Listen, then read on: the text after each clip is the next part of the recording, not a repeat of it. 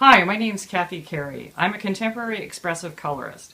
My style's been influenced by three major painters, Monet, Van Gogh, and Matisse. This video is about their influence on my style. In 2000, I was fortunate to be able to spend a month in France, and my final destination was Giverny, Monet's garden. Prior to that, I visited Nice in southern France, where Matisse did much of his work, and also Auvers in northwestern France, where Van Gogh did the bulk of his best work. I have been interested in and researched these three masters of art for many years.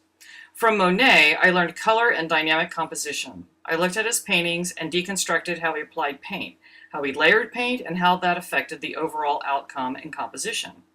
By that I mean how it moved your eye around the painting, how it creates a sense of light and shadow, and how the layering created texture. In Impressionism, the idea of focal point changed from the traditional idea, where there was one focal point and it was supported by the rest of the painting. For Monet, the idea of light became the subject of the painting, and how he explained light was through color. Monet painted warm colors to represent things in the sunlight. Everything in the shadows was painted with cool colors. He also exaggerated how brilliant colors were in the light and made colors in the shade more neutral, and colors in the far background became misty. He didn't change the values of light to dark. He used color to create the illusion of depth. Objects at the bottom were cool compared to objects at the top of a vertical composition. From examining phenomena in nature and in Monet's painting, I wrote a book on color theory called The Philosophy of Color, where I explain how using temperature, value, and saturation can manipulate color to show depth, light, and shadow. Another important thing I learned from Monet about color was how to spread a color throughout a painting. If the sky was blue, add that color of blue other places in the painting. I call this color echoes, and it became a big part of using color and creating compositions that move your eye through a painting by creating a trail of similar color. Monet also inspired me to use diagonals to create compositions. So when I'm drawing a picture to paint, I think about changing direction along diagonal lines to create a rhythm like music in my paintings. Van Gogh taught me how to use brushstrokes to energize and activate my paintings, to feel the movement of life. I think of my brushstrokes as the energy coming off the living world, the aura or even the quantum energy on the tiniest level that is vibrating around and through the entire animate and inanimate world. What we consider solid matter is actually mostly empty space. I've always been profoundly interested in quantum physics, which deals with physical phenomena on the atomic and subatomic level. There is a dual particle-like and wave-like behavior of energy and matter. To me, the particle-like activity is like the short impressionist brushstrokes that build up the substance of my shapes. The long energetic strokes are the wave-like activity of movement in the space of the painting.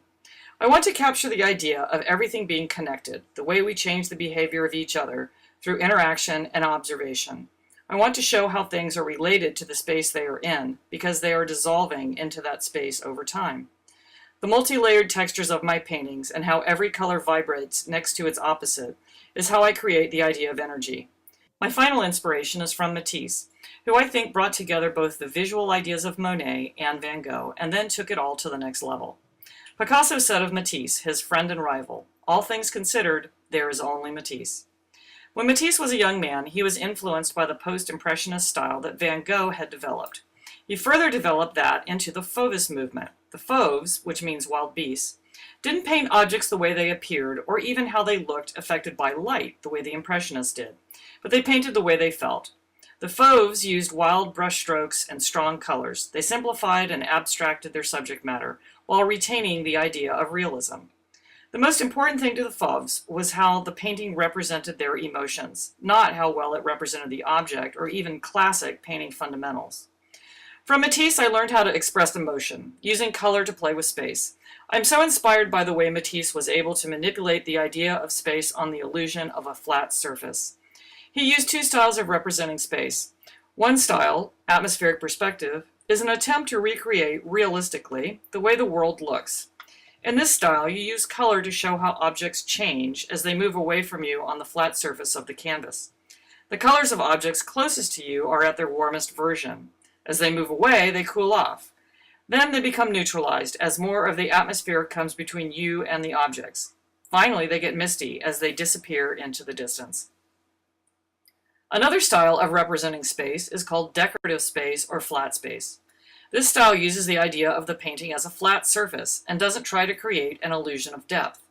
Instead, the use of pattern maintains the idea of flat space as it appears to be all on the same picture plane, side by side.